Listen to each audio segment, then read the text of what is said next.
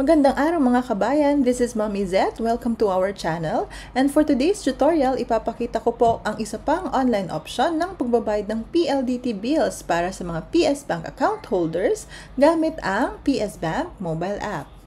Okay, let's begin. So first, we have to log in. Input your username and password and click login. After that, you will see your account dashboard and then you have to click ito pong icon dito sa upper left corner para po makita natin kung ano-ano yung mga transactions na pwede natin gawin gamit ang PS Bank mobile app. So for this particular tutorial, i-click po natin yung My Billers. Kasi po I need to enroll yung PLDT account ko para po next time na magbabayad ako, nandoon na po yung details ng PLDT.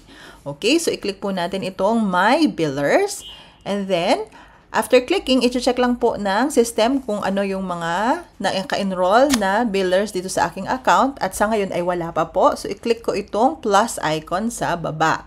Okay? And then, may iba't iba pong categories na makikita kayo dyan. So, i-choose natin ang category ng telco or telephone companies.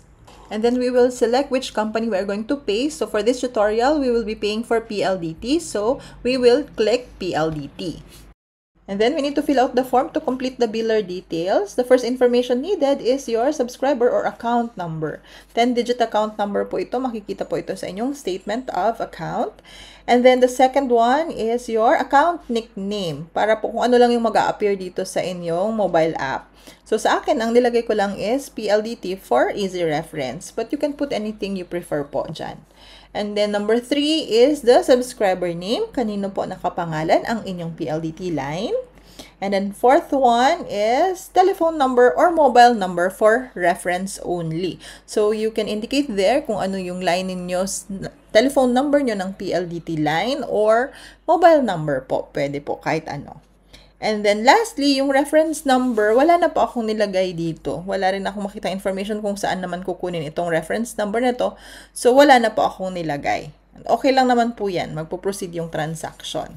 And then, before po nyo i-click itong proceed sa baba, i-double check po muna lahat ng detalye na nailagay para po hindi tayo magka-problema sa posting ng payment. Especially yung inyong account number po. Double check it. After nyo pong maklik ang proceed, maghintay lang po tayo ng one-time PIN or yung OTP na isi-send po ito sa ating registered mobile number. So, i-enter lamang po natin ang code at i-click ang submit. So, after po nang ma-verify yung OTP na sinend nyo, tapos na po ang biller enrollment. So, pwede na po tayong mag-proceed sa second part which is yung pagbabayad po ng ating PLDT account. So, punta po tayo ulit sa dashboard. I-click lang po natin itong go to dashboard.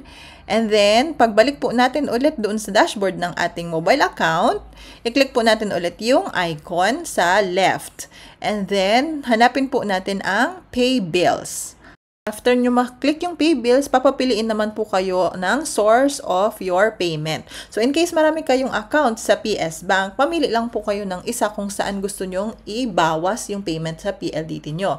Pero in my case, since isa lang naman po yung aking PS Bank account, so i-click ko lang po itong account na ito. And then, mapupunta na po tayo sa mga billers na naka-enroll sa ating account.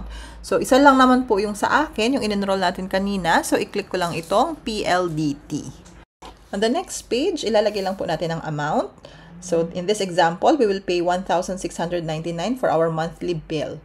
And mapapansin nyo po sa baba, may nakalagay na transfer schedule. Naka-highlight na po dyan immediate. So, hindi ko na po ito papalitan kasi gusto ko po mag-post na yung aking payment as soon as possible. So, kung kayo po, kung gusto nyo tsaka pa lang mag-debit sa account ninyo dahil hindi nyo pa due date, i-adjust nyo na lang po yung transfer schedule in a future date. And then, para sa remarks, I will just leave this blank. Wala nang kailangang ilagay dyan.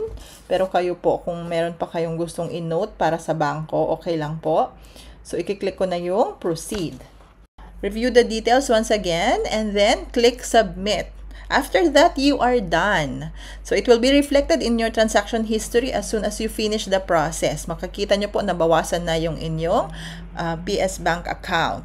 And then, you'll also receive an email and a text message from PS Bank regarding the said transaction. Then, after 24 hours po, you will also receive a text message from PLDT acknowledging your payment. So yun lamang po. Thank you very much for watching. Kung nakatulong po kahit sa konting paraan ang video na to, palambing naman po ng like and subscribe. Thank you very much po. See you next time. Bye!